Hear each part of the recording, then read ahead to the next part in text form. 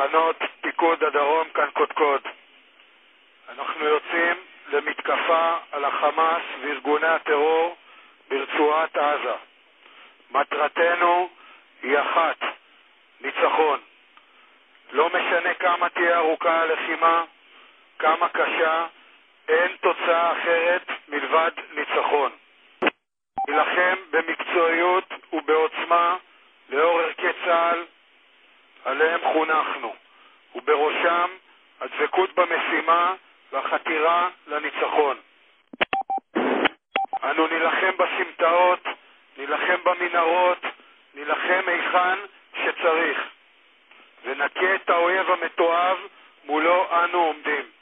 אחי הלוחמים, התושבים של בארי, שדרות, ניר עוז, כפר עזה ויישובי מערב הנגב,